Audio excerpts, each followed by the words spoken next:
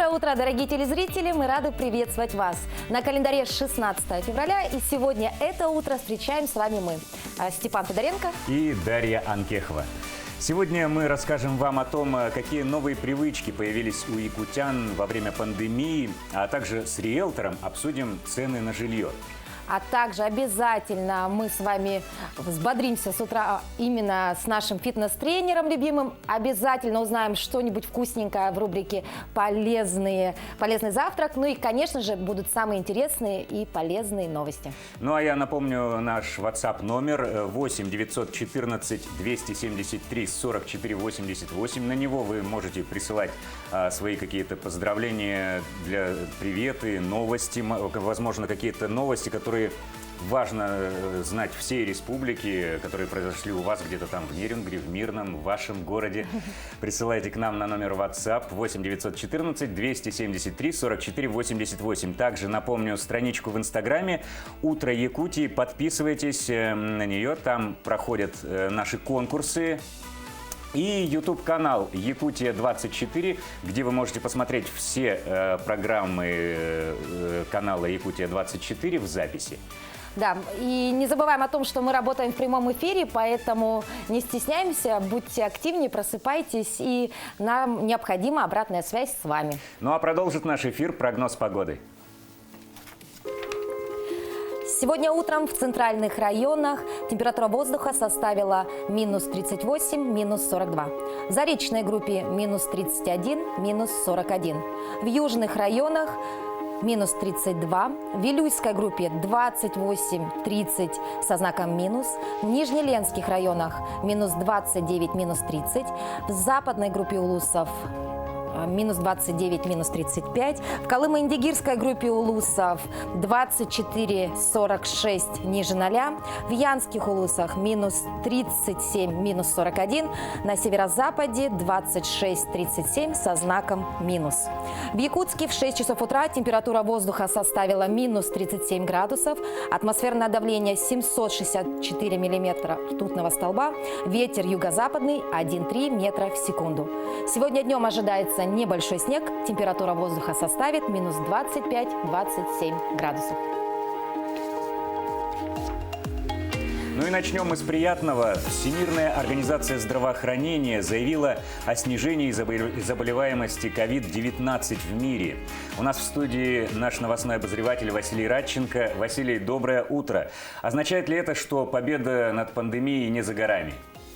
Доброе утро, коллеги. Доброе утро, Якутия. На самом деле расслабляться пока рано. Падение фиксируют всего 5-ю неделю подряд. Более того, российские вирусологи прогнозируют точнее, что весной снова будет всплеск заболеваемости COVID-19. Поэтому призывают пока соблюдать необходимые меры предосторожности. Ну а теперь к другим событиям.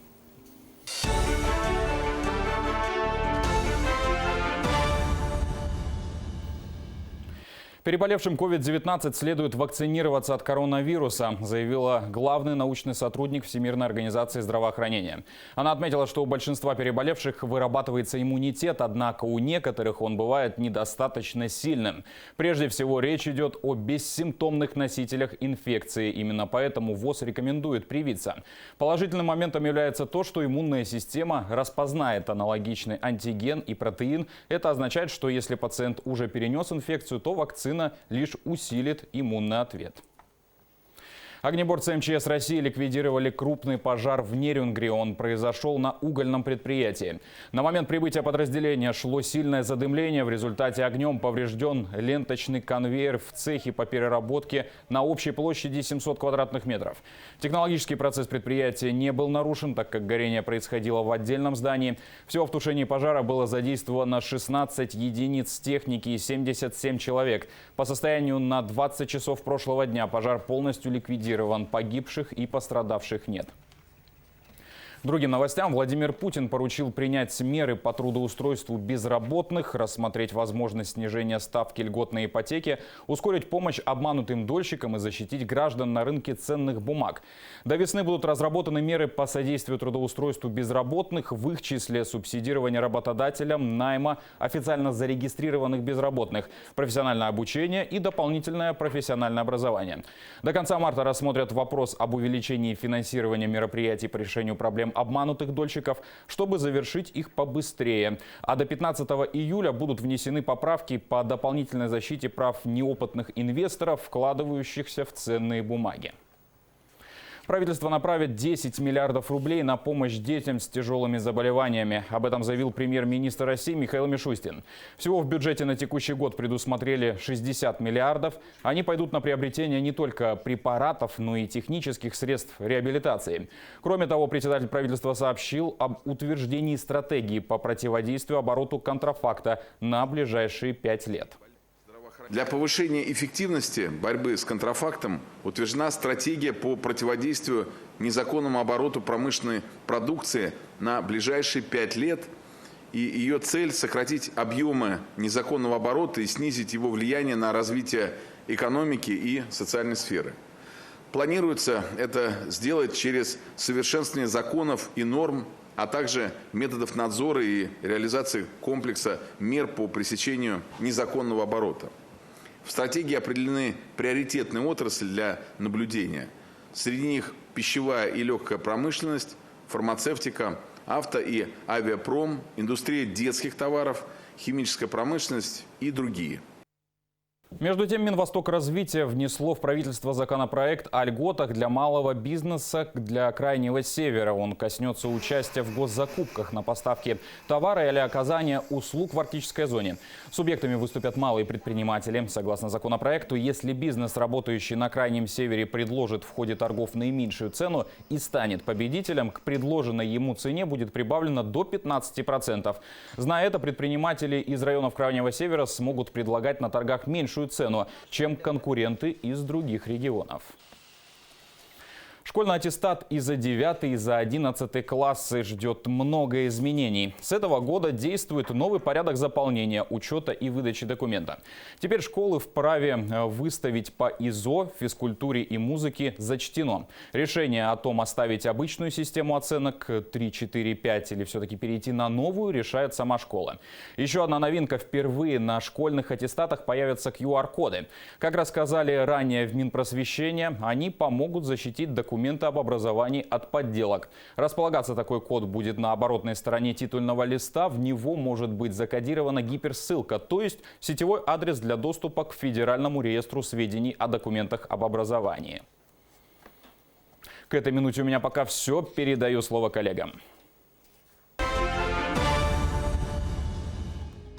Ну что, Степ, утро в самом разгаре, мы с тобой уже проснулись. Многие телезрители, наверное, у экрана только открыли глаза. Именно вас мы поприветствуем, да, пожелаем вам отличнейшего настроения и таких позитивных эмоций, которые, возможно, сегодня подарим вам мы. И чтобы день у вас прошел хорошо. Отлично. Степ, ты знаешь, что произошло 98 лет назад в этот день? Я забыл, у меня с памятью 98 лет. Вот 97 лет назад помню, 98 нет. Что же произошло? Ну, 98 лет назад в Египте в этот день было открыто одно из самых таких уникальных, дорогих, знаешь, моментов в истории вообще всего человечества. Значит, экспедиция Говарда Картера нашла гробницу фараона Тутанхамона. Ну да, открытие дорого во всех смыслах этого слова. Один только гроб, в котором покоилась мумия фараона, был выполнен из золота и весил более 100 килограммов. Ну, а какие события произошли 16 февраля в разные годы, узнаем прямо сейчас. 16 февраля во многих странах мира празднуют Марди-Гра, или дословно «Жирный вторник». Дата проходит с народными гуляниями и карнавалами, но Марди-Гра должен завершиться строго до полуночи. Также сегодня Международный день блина. Дата особенно популярна в Англии и в Америке. 16 февраля – День архива Министерства энергетики России. Что касается природных примет, то люди наблюдали за снегом. Если сегодня он валит хлопьями, лето будет дождливым. 16 февраля 1568 года испанская инквизиция вынесла смертный приговор всем жителям Нидерландов. Однако этот случай остался лишь историческим курьезом. 16 февраля февраля 1722 года Петр I издал указ о наследии престола, то есть император назначал преемника по своему усмотрению, не считаясь традициями старшинства и крови. При этом никаких распоряжений относительно своего последователя Петр I так и не сделал. В 2005 году 16 февраля вступил в силу Киотский протокол – международный документ, который обязывает развитые страны и страны с переходной экономикой сократить или стабилизировать выбросы парниковых газов. Киотский протокол подписали 159 государств. 16 февраля 1831 года родился Николай Лесков, русский писатель-прозаик. 16 февраля 1893 года родился Михаил Тухачевский, советский военачальник, маршал Советского Союза.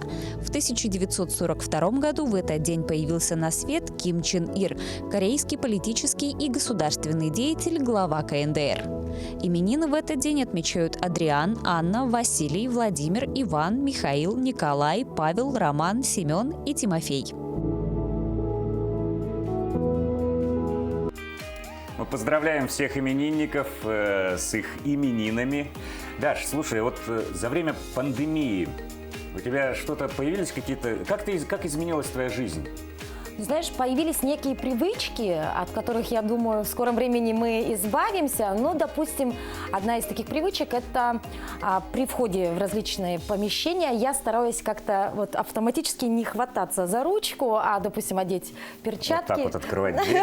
Да, ну вот иногда так. Либо, возможно, пропустить человека, который это сделает за меня, да.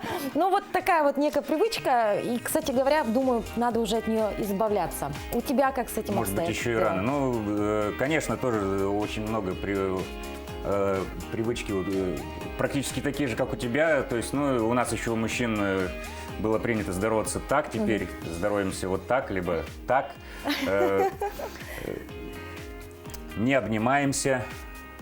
А раньше обнимались, да? Полные карманы различных средств защиты. Да ладно, и да, здесь и у тебя такие, и такие. Да ладно, и такие. То есть у тебя во всех карманах есть, да? Защищен по полной. Отлично. Ну что, а что насчет детей? Вот ты знаешь, дети, мне кажется, они вдвойне страдают, потому что мы навязываем на них это все, знаешь, контролируем, помой руки, одень перчатки, вот это вот все. Как ты со своими детьми справляешься? Я не знаю, мне их жалко, но на самом деле, мне кажется, самое главное у них недостаток общения. Вот это более как-то опасно для меня. Ну вот давай посмотрим, насколько сильно влияет вот тот самый недостаток общения на наших детей и стоит ли за это переживать в следующем сюжете. Внимание на экран. Прикосновения являются неотъемлемой частью нашего общения. Они передают эмоции, когда недостаточно слов, а в младенчестве способствуют нормальному развитию мозга и мышления. Однако 2020 практически лишил нас этих ритуалов. Рукопожатие, теплые объятия – все это рекомендуется отложить до лучших времен. Как же отразится на нас дефицит касаний и нужно ли закреплять дистанцию? Есть объективные эпидемиологические требования. И, конечно, с чужими людьми, наверное, с которыми мы не живем вместе, не стоит этого делать, ну, просто ради безопасности своей же семьи. Но если мы с вами говорим про какую-то семейную наши отношения, давайте компенсировать, помогать друг другу это в семье. Да? Если вы там привыкли обниматься на работе, у вас сейчас нет такой возможности, обнимайтесь побольше дома. Тактильные ощущения любому человеку очень нужны на биологическом уровне. Это связано с гормонами, с физиологией, с очень многими вещами. Поэтому прям отказываться, я думаю, что не стоит.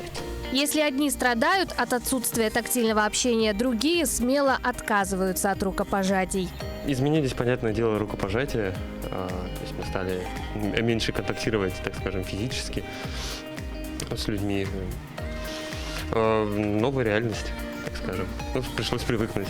Если раньше не подать руку считалось неуважением, то сейчас как раз наоборот. А на смену им приходят новые способы приветствия. Пандемия отразилась не только на наших привычках. Когда свою работу приостановили детские сады и школы, особенно взволнованы были родители. Перед Татьяной Ющенко встал вопрос, какими вырастут ее девочки без общения со сверстниками. В условиях пандемии вынуждены были приостановить свою деятельность общеобразовательные, развлекательные учреждения. А дети, когда собираются вместе, как правило, они взаимодействуют, активно играют, резвятся, прыгают. От дома это мультфильмы, гаджеты, в лучшем случае чтение или рисование. Ребенок должен общаться уже с 3 лет, пойти в садик и как-то социально развиваться. Это действительно важно для как развития личности. И поэтому, конечно, это проблема. Ребенок должен общаться, должен как-то взаимодействовать, развиваться этим самым. Понятное дело, что когда ребенок находится дома все время постоянно, то для него это не очень хорошо по той простой причине, и нехорошо, вернее, тогда, когда у него нет рядом взрослых. Детям нашим нужно внимание. И поэтому, если мы попадаем вот в эту ситуацию, тут задача не просто внимания как таковое 100% времени, а это задача качественного внимания. То есть, если мы своим детям качественно 10-15, полчаса в день уделяем времени, разговариваем с ним, общаемся, что они думают, чего они делают, интересуемся как-то их жизнью, то все проходит гораздо легче и проще. Все абсолютно временно, всегда. Это не конец света, это точно. Ой, это не конец света, это точно. Так вот, какие же привычки останутся с нами, а какие уйдут, и как это все сказывается на нашем психологическом состоянии, мы узнаем прямо сейчас, потому что у нас в студии психолог Лена Владимировна Авелева, которую мы пригласили дать комментарий именно на эту тему. Доброе утро. Здравствуйте. Вот вы как психолог наблюдаете, видите, как меняются отношения между людьми сейчас. Вот с чем сталкиваются вообще в общении дети, родители, коллеги? Надо сказать, что трудно всем категориям. Дети страдают от недостатка общения, да, не только дети. Сейчас очень ценится живое общение. Люди с удовольствием, проводят в малых группах, может быть, да, время вместе.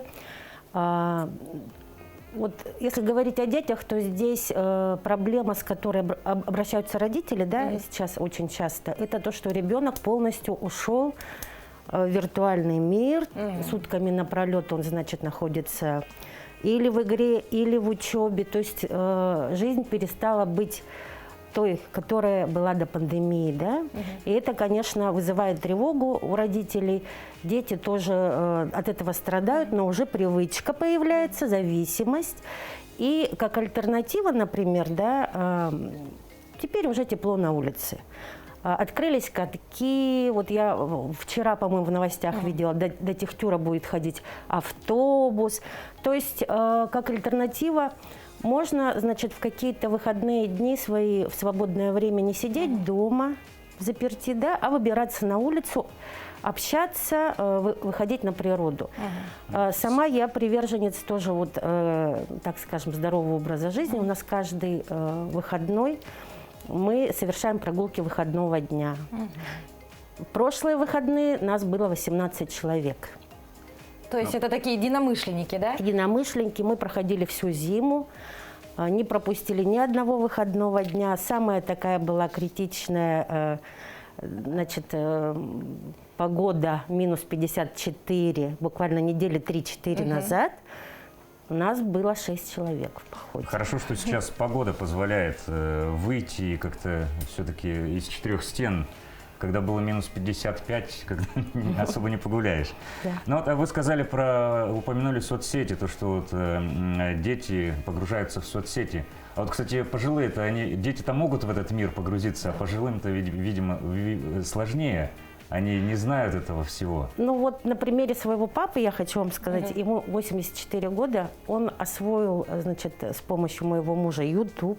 И теперь он тоже там находит для себя, он путешествует с помощью YouTube, да?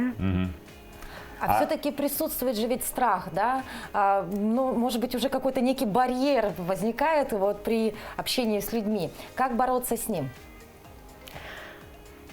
Страх, он, конечно, такой компонент, который присутствует.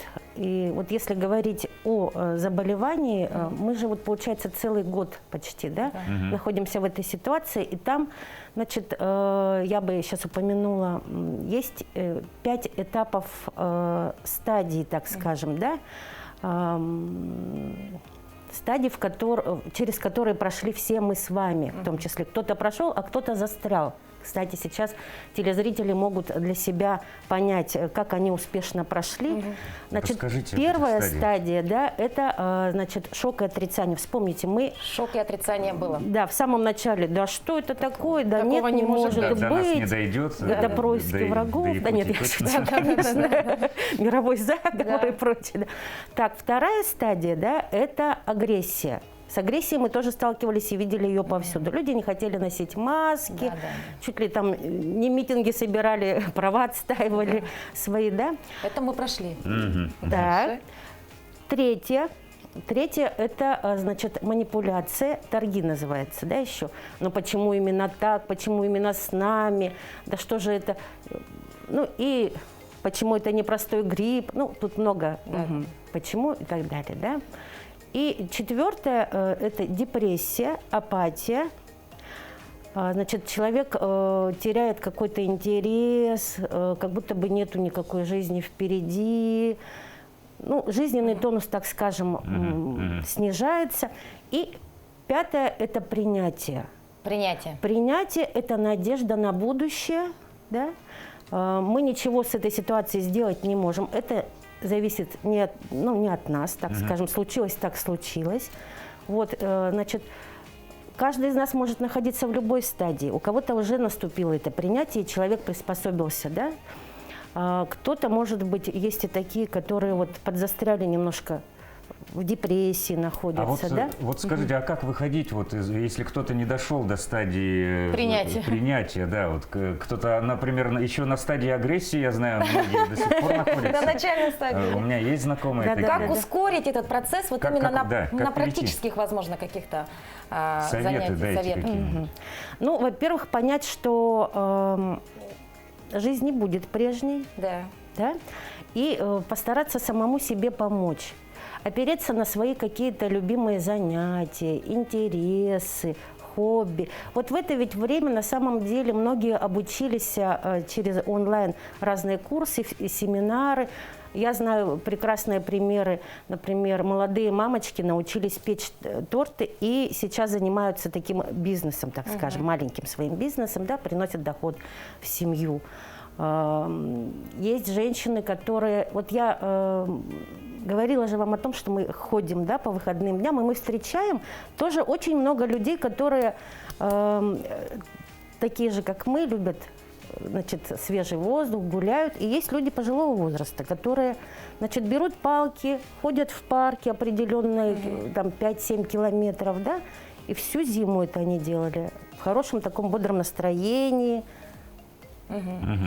То есть ваш основной совет – это общение, развитие хотя бы в рамках вот, каких-то мастер-классов, расширение своих талантов и, конечно же, общение с самыми близкими и выход на свежий воздух. Не закрываться. Не закрываться. Не закрываться. Если нужна помощь, обращаться к нам, психологам, мы работаем. Спасибо. Спасибо большое, Елена Владимировна, за ваши советы. Доброго вам утра, хорошего дня. Спасибо, что пришли к нам. Спасибо. Ну, а наши журналисты вышли на улицы Мирного, чтобы узнать, как изменилась жизнь мирян в период пандемии. Из стресса работу сделать вовремя. Спасибо. Что помогает? Ну, расслабиться, песни пою. С детьми вот развлекаюсь. Вообще никаким. Шашлычки, природа, как обычно. А как еще? Я тренируюсь, постоянно гуляю и занимаюсь учебой. Вот это мне помогает. Лично я сплю и играю в телефон. Мне кофе помогает. И все. И дети мои, конечно. Ну, дом, семья, работа, в принципе, отвлекает от плохого настроения. Я помогаю людям, которые в больнице лежат и которые вообще нуждаются в чем-то, если я могу, и деньгами.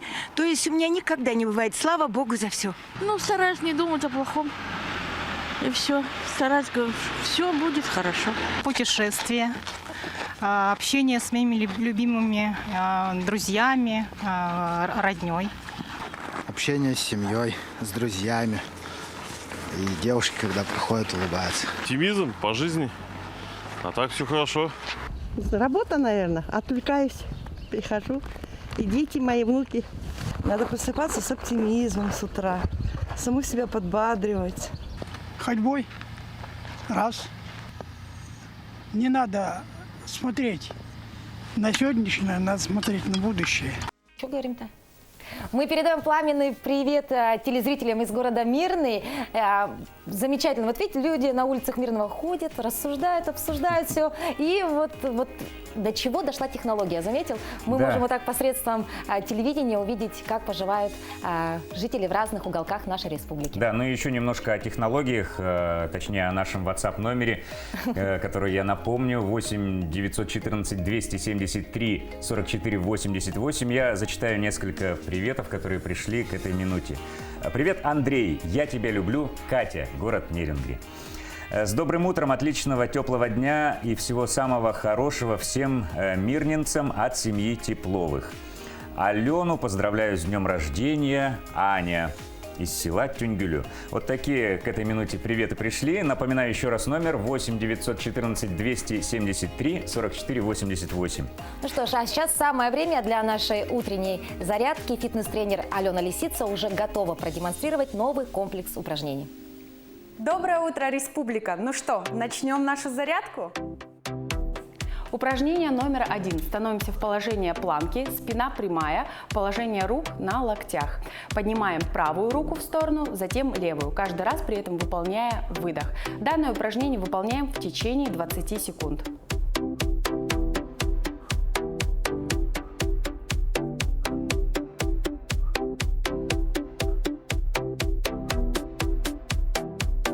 Упражнение «Подъем ног». Данное упражнение является связующим между первым и следующим упражнением. Выполняем на 10 секунд в темпе, при этом каждый раз, поднимая колено, делаем выдох.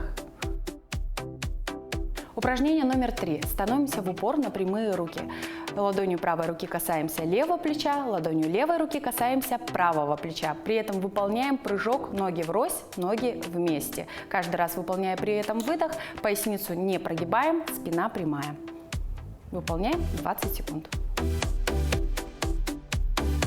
Упражнение номер 4. Такое же, как и номер 2. Выполняем подъем ног. Каждый раз при подъеме колена мы делаем выдох. Выполняем 10 секунд. Упражнение номер 5. Становимся в положение планка на локте. Спина прямая, поясницу не прогибаем. Опускаем таз вправо, затем влево. Каждый раз выполняя при этом выдох. Данное упражнение делаем 20 секунд и затем повторяем весь комплекс еще на 2 подхода.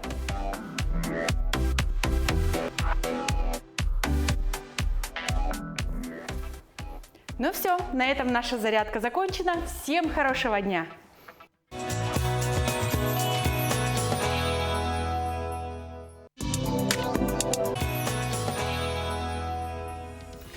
Доброе утро! Это программа «Утро Якутии» на канале Якутия-24 и НВК Саха. Мы продолжаем.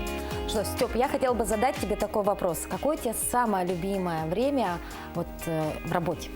Ты знаешь, у нас у актеров есть такая поговорка: в актерской профессии все прекрасно, кроме репетиций и спектаклей. Но несмотря на то, что я очень люблю свою работу, любимое время на работе – это отпуск, конечно же. Сегодня в рубрике «Советы юриста» мы расскажем о том, как же правильно уходить, а самое главное – оформлять ежегодные отпуска. Внимание на экран. Доброе утро! С вами рубрика «Советы юриста». И сегодня я вам предлагаю разобрать такую тему, как ежегодный основной оплачиваемый отпуск. Так вот, право на использование ежегодного основного оплачиваемого отпуска у обычного работника возникает непосредственно через 6 месяцев после непрерывной работы. Однако есть категория работников, которым данный отпуск может быть предоставлен в любое удобное для них время. К таким категориям относятся женщины перед отпуском по беременности и родам, либо непосредственно после него. Это работники, не достигшие 18-летнего возраста. Это работники, усыновившие детей в возрасте до 3 месяцев. Это совместители одновременно с основной работой время, ну а также в других случаях, предусмотренных федеральными законами.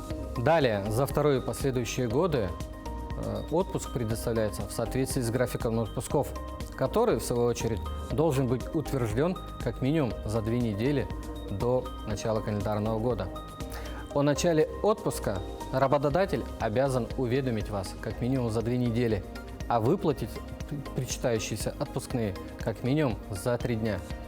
В исключительных случаях работодатель имеет право, но не обязанность отозвать вас с этого отпуска, но только при вашем письменном согласии.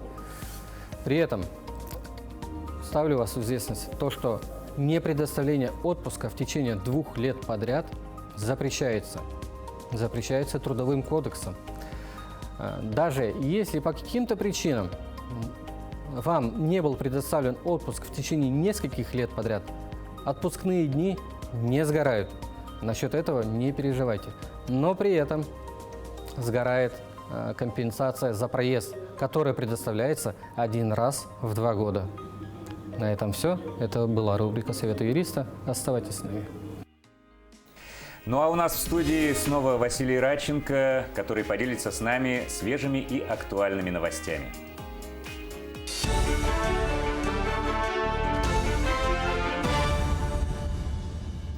Премьер Михаил Мишустин утвердил программу выдачи льготных кредитов на строительство гостиниц. Теперь предприниматели, реализующие инвестпроекты в сфере гостиничного бизнеса, смогут получить финансирование по ставке от 3 до 5% годовых. Срок действия кредитного договора до 15 лет включительно. Льготный заем доступен организациям, у которых нет задолженности по зарплатам перед работниками и просроченных налоговых платежей. Потенциальный заемщик также не может проходить процедуру ликвидации или банкротства.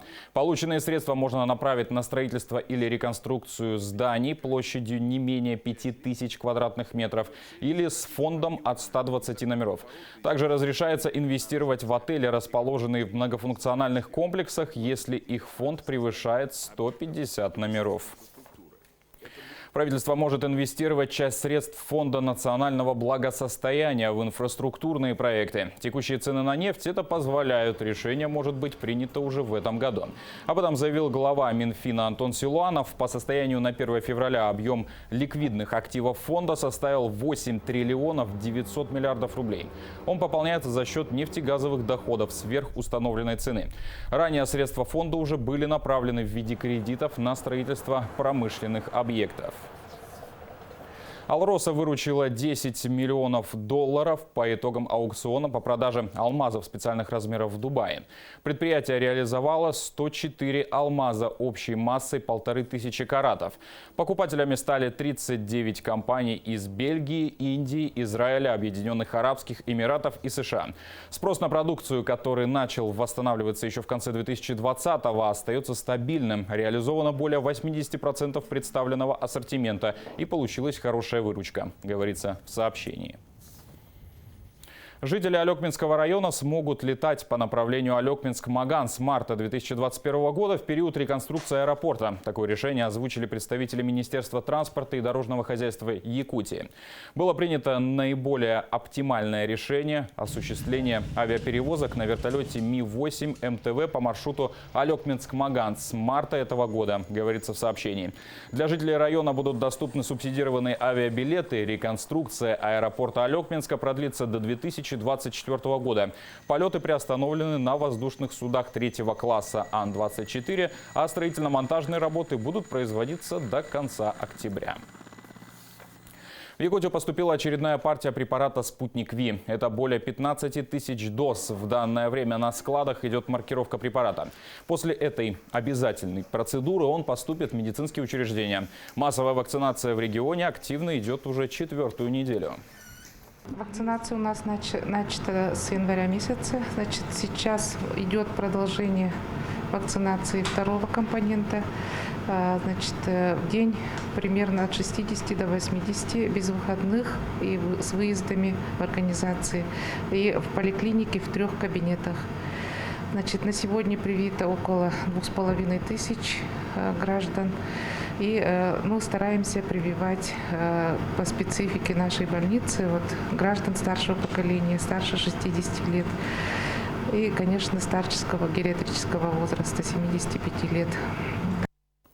Международный творческий проект Северо-Восточного федерального университета АГИКИ и Высшего института прикладного искусства в Рённе начал работу. В его рамках французские и якутские студенты изучат педагогические и художественные методы, практикуемые в университетах-партнерах. Отмечается, что тема семинара «В поисках холода» выбрана исходя из перспективы и желания популяризировать якутскую культуру в ее экстремальном экологическом контексте. Воркшоп даст возможность узнать о явлениях и механизмах, влияющих на эстетику Арктики и Севера. Пройдет серия мастер-классов, которые будут даны как преподавателями из Якутии, так же, как и преподавателями из ЛИЗАА, это из нашего университета-партнера. И в ходе экспедиции, а мы так назвали наши мероприятия, да, в ходе нескольких экспедиций студенты, они должны для себя открыть, что такое холод, какова его польза. И для нас это очень важно, потому что с какого-то момента брендом Якутии является холод. К этой минуте все. Хорошего вам дня. А сейчас самое время познакомиться с новостями из мира экономики.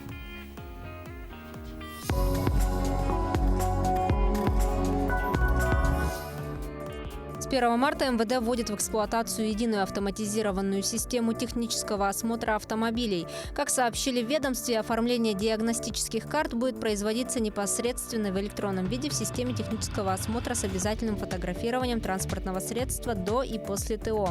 Сама съемка автомобиля будет проходить в пункте технического осмотра или на передвижной диагностической линии.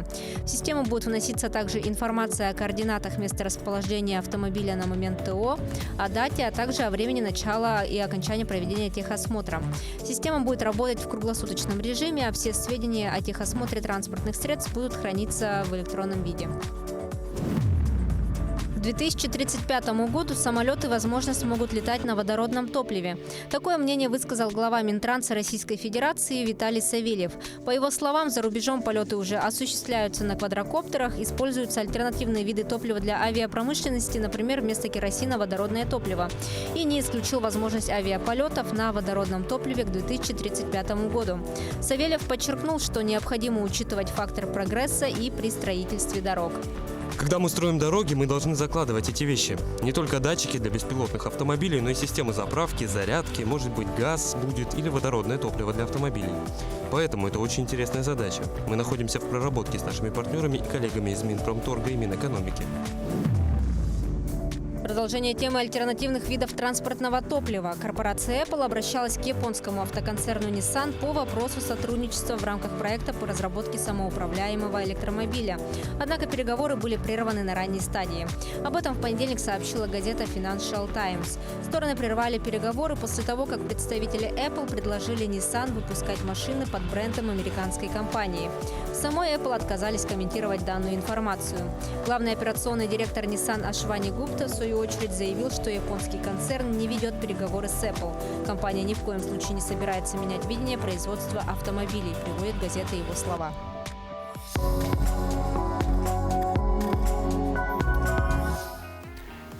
Всем доброго утра, мы продолжаем. А квартирный вопрос, как всегда, остается одним из главных для россиян. О новых тенденциях на рынке недвижимости, что предпочитают якутяне, квартиры или частные дома, и повлияла ли дальневосточная ипотека на стоимость квадратных метров у нас в Якутии, мы поговорим с нашим гостем. У нас в студии риэлтор Нюргун Потапов. Доброе утро. Доброе утро. Нюргун, скажите, пожалуйста, насколько обширен рынок недвижимости в Якутске на сегодняшний день? И какие квартиры в связи с пандемией пользуются спросом? Я считаю, что рынок недвижимости у нас в нашем городе достаточно обширный. В настоящее время в постоянной продаже находится около 4500 объектов недвижимости, из которых около 2500 это только на вторичном рынке, около 1500 это частный сектор, да, то есть земельные участки, частные дома, коттеджи, да, вот. И около 500 объектов в новостройках. По вопросу, какая недвижимость все-таки пользуется наибольшим спросом, да, у якутян, я считаю то, что сейчас идет тенденция роста спроса именно на частный сектор. И я связываю это как раз-таки с появлением дальневосточной ипотеки. Поскольку по дальневосточной ипотеке сейчас можно приобрести недвижимость не только в новостройке, но также жители могут построить свой собственный частный дом. И этот дом может быть как и деревянного материала, так и каменного. Это может быть дом своей мечты. Конечно, да. Что в голове. А вот все-таки мы знаем про такую тенденцию, да, на территории России сейчас, что многие люди стали приобретать маленькие квартирки, да, вот те самые студии, площадью 18, а то даже и меньше квадратных метров. Какова ситуация с такими квартирами у нас в Якутске? Я считаю, что это очень классная идея, потому что если построить, да, вот если представить, построить многоквартирный, скажем, 9-этажный дом с такими вот малогабаритными, малобюджетными квартирами, да, можно было бы переселить, получается, население со старого жилого фонда в новый жилой фонд и таким вот образом, так сказать, обновить наш город. Ну вот я бы здесь-то с вами поспорил. Я вот в Корее видел такие, там у них квартирки вообще 8 квадратных метров. Вот, ну вот я не вру сейчас, там просто вот кровать, стол, вот встал, сразу покушал и пошел. Но там можно выйти, там, то есть, тепло, во-первых, а у нас в минус 50 в этих 8 квадратных метрах, мне кажется, со скуки умереть наоборот, можно. зато теплее будет. Вот да, на отопление меньше тратится. Все-таки, вот лично ваше мнение, вторичный рынок или все-таки новостройки? Все-таки я считаю, что лучше всего будет покупать новостройки, потому что при покупке на первичном рынке вы прежде всего покупаете голые стены и площадь, и местоположение, да? А при приобретении недвижимости на вторичном рынке вы лишний раз переплачиваете за чужой ремонт. Так. А вот скажите, пожалуйста, на вашем опыте, да, вот на сегодняшний день, вы все-таки видите динамику в развитии именно покупок маленьких квартир все-таки или крупных на территории Якутска, если? Если рассматривать на территории Якутска, все-таки маленьких квартир, потому что если говорить честно, в нашем городе не так уж и много населения, у которых большой бюджет. Да? И поэтому я считаю, что лучше всего наибольший спрос вот именно у маленьких квартир. Ну и самый, наверное, такой главный вопрос. Дальневосточная ипотека – это все-таки благо или не благо? Сомнительное благо. Она же повлияла на стоимость. Определенно, да, очень повлияла. Стоимость за 1 квадратный метр очень увеличилась с появлением дальневосточной ипотеки. Ну и я бы сказал, это сейчас такой вот новый тренд в нашей сфере недвижимости. Не только по Дальнему Востоку, но и вообще вот конкретно в нашем городе. Намного выросли цены? Цены, да. Сейчас 1 квадратный метр стоит около 130 тысяч. Ух ты. Ну... То есть, если сравнивать с предыдущим годом, то в предыдущем году стоимость равнялась около 90-100 тысяч. Ну и значит есть и спрос, раз такие Конечно. цены. А на ваш взгляд, будет ли снижение цен в ближайшее время? Снижение цен, ну, я бы не ожидал снижения цен. Все-таки дальневосточная ипотека – это программа, рассчитанная на 5 лет. И пока эта программа будет существовать, я все-таки думаю, что стоимость она не будет сильно уменьшаться. Ну что ж, спасибо, Нюргун, большое. Спасибо вам. Спасибо. Удивить с утра любимых, дорогих своих каким-нибудь интересным завтраком – это значит зарядить их на весь день позитивными эмоциями. Часто ли ты практикуешь такое, Степ? Я, конечно. А ты, Даша, вот часто в 4 утра готовишь завтраки своим любимым? К сожалению, максимум, что я успеваю сделать, это кофе и взять что-нибудь из фруктов и бегом на работу. Ну а нашим телезрителям помочь в этом поможет наша рубрика «Полезный завтрак». Посмотрим, что сегодня приготовил наш шеф-повар. Доброе утро! Сегодня мы на завтрак приготовим с вами драники с лососем и с красной икрой. Для этого нам потребуется 200 грамм картофеля, сметана, икра, конечно же, зелень. И есть такой маленький секрет, я вам расскажу, дорогие зрители. Перед тем, как приготовить драники, не нужно их сразу жарить. Мы сначала натерем их на терке, на крупной терке.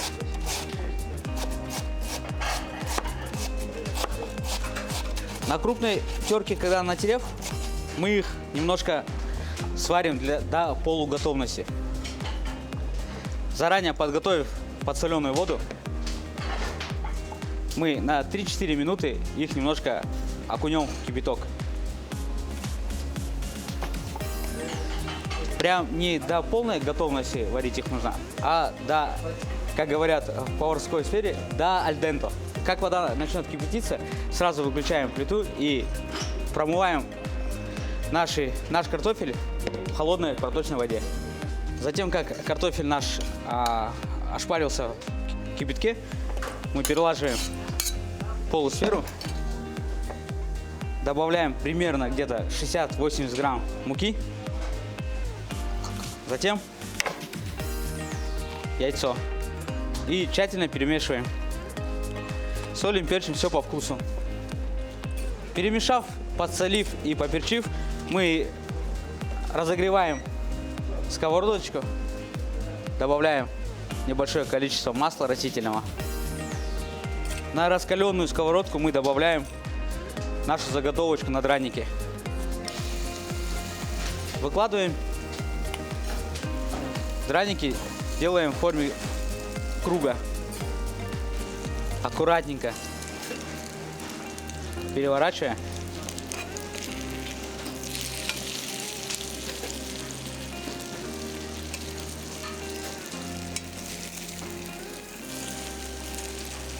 Обжарив до золотистой корочки, мы вылаживаем их на тарелочку.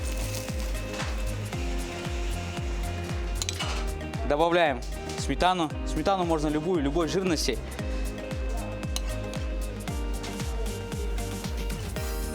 На сметану мы добавляем икру. И из красной рыбы мы делаем сейчас розочку. Вот такой полезный, вкусный, красивый завтрак вы можете приготовить.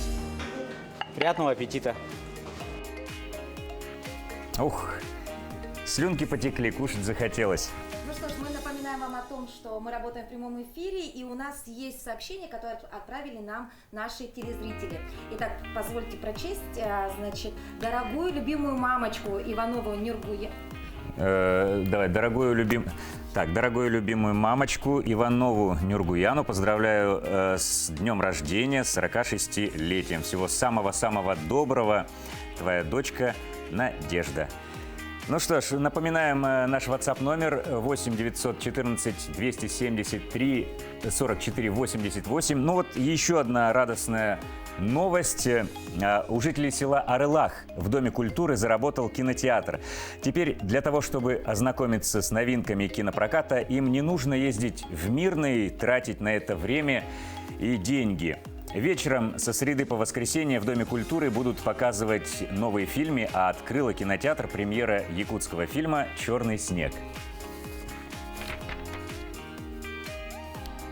Перед тем, как зайти в зрительный зал ДК Туой-Хая в Арылахе, вам измерят температуру, проверят наличие маски. Во время пандемии здесь не проходят концерты, и арылахцы не могут посмотреть выступления своих местных артистов. Зато сегодня здесь премьера якутского нового фильма «Черный снег». Кинокартину про дальнобойщика Гошу сейчас смотрят по всей республике. Фильм также известен под названием «Хара-Хар». В Арылахе его решили показать без перевода и субтитров. Наверное, поэтому аншлага нет. Некоторые в зал пришли за 20 минут до начала, боялись пропустить. А вот звукорежиссер к показу готовился за 2 часа до. Максиму важно проверить заранее качество картинки и звука. Мне бы хотелось посмотреть, как это все изнутри устроено. И теперь я буду смотреть не только как зритель, но и попробую увидеть техническую сторону. В поселковом ДК аппаратура и экран были и ранее. Для показа фильмов подходят. Не хватало важных составляющих для проката – лицензий и разрешений. Проблему решило руководство культурно-спортивного комплекса. Мы полноправно можем показывать фильмы вместе с большими кинотеатрами, не отставая от них, идти в одну ногу и показывать премьеры новых фильмов. И очень рады этому. Надеюсь, наши зрители тоже будут рады и будут посещать наш кинозал. Посещать кинозал жители поселка смогут каждый вечер со среды по воскресенье. Билеты можно купить как в кассе, так и через мобильное приложение культурно-спортивного комплекса. Очень удобное приложение, не надо стоять в очереди. Просто зашел, зарегистрировался, выбрал место и все хорошо. Очень удобное приложение. Конечно, хорошо, что есть кинотеатр. В Мирный можно не ехать, а рядом хорошо. Считаю, в Мирный ехать надо будет время тратить, например, автобус или такси. Опять же, вечером возвращаться опять. Придется такси или как тоже. Так, конечно, хорошо рядом, удобно. В планах у руководства обустроить фойе-буфет. Зрителям ведь нужны напитки и попкорн. А еще в этом году возможность смотреть кино на больших экранах появится у жителей поселка Алмазный. Анна Брянская, Кирилл Шолохов, телеканал «Алмазный край». Замечательная новость, да, для жителей Арылаха. Теперь можно Конечно. посмотреть любимые фильмы. Вот я, кстати говоря, редко хожу в кинотеатры, потому что не так много свободного времени, но книги читать я люблю. Что насчет тебя? Я тоже люблю читать. Правда, читаю я меньше, чем смотрю фильмов.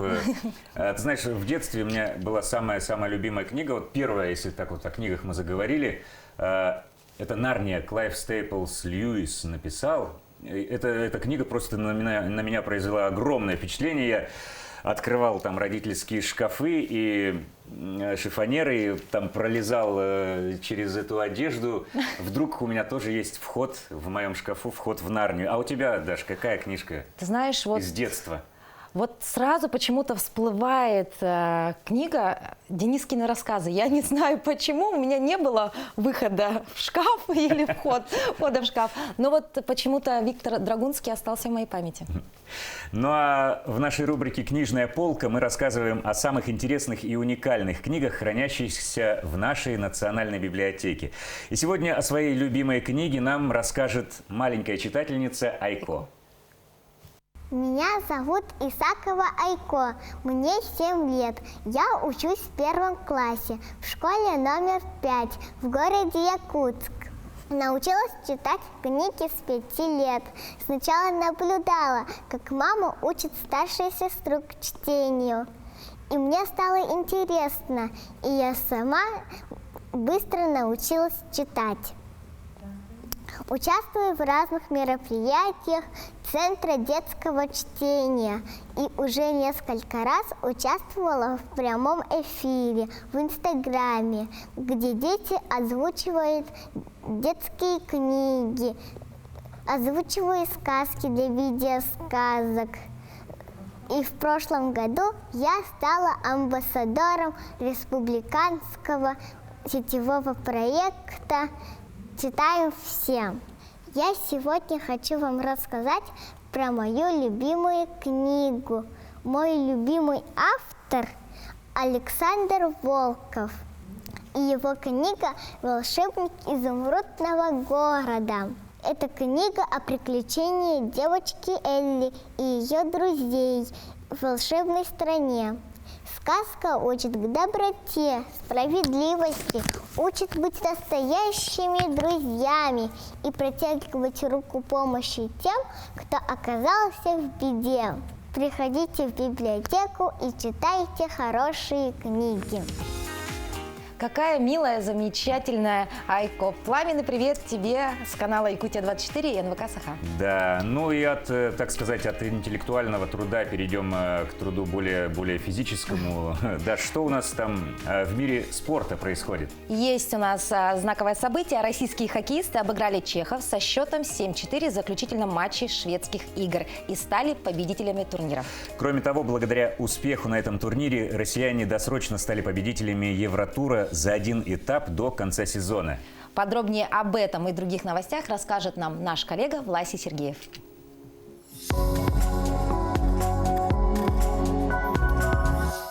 Сборная России одержала победу над командой Чехии в матче третьего тура шведских хоккейных игр и досрочно стала победителем Евротура. Встреча завершилась со счетом 7-4. В составе россиян шайбы забросили Захар Бардаков, Павел Красковский, Николай Коваленко, Даниил Месюль, Василий Подколзин, Владимир Бутузов и Никита Чебряков. У проигравших отличились Михаил Шпачек, Якуб Флек, Лукаш Клок и Давид Тамашек. Российские хоккеисты выиграли все 3 матча этапа, набрав 8 очков. Второе место заняли шведы, третье – финны. Таблицу замкнули чехи. Отметим, что россияне возглавили общий зачет турнира, выиграв все 3 этапа текущего сезона. Последний этап Евротура пройдет в Чехии с 13 по 16 мая. Сборная России заняла 4-е место в общекомандном зачете чемпионата мира по конькобежному спорту на отдельных дистанциях. Соревнования завершились в нидерландском Херенвене. В активе россиян 1 золотая, 3 серебряные и 7 бронзовых медалей. Единственную награду высшего достоинства в копилку команды принесла Ангелина Голикова, выигравшая забег на 500 метров. Общекомандный зачет турнира возглавили представители Нидерландов. На их счету 7 золотых, 6 серебряных и 5 бронзовых медалей. Вторыми стали американцы, у которых 2 золота и 1 серебро. Тройку лидеров с 2 золотыми наградами замкнули шведы. Россиянин Аслан Карацев победил канадца Феликса Оже-Альясима в матче 4-го круга открытого чемпионата Австралии. Встреча завершилась со счетом 3-6, 1-6, 6-3, 6-3, 6-4. В четвертьфинале турнира россиянин сыграет с болгарином Григором Димитровым, который в своем матче выиграл у австрийца Доминика Тима. Отметим, что 27-летний Карацев впервые в карьере играет в основной сетке турнира серии «Большого шлема». Ранее ему не удавалось пройти квалификацию. Россиянин занимает 114 место в рейтинге Ассоциации теннисистов-профессионалов. Встреча с Димитровым пройдет сегодня. На этом у нас все. Мы желаем вам доброго утра и отличного дня.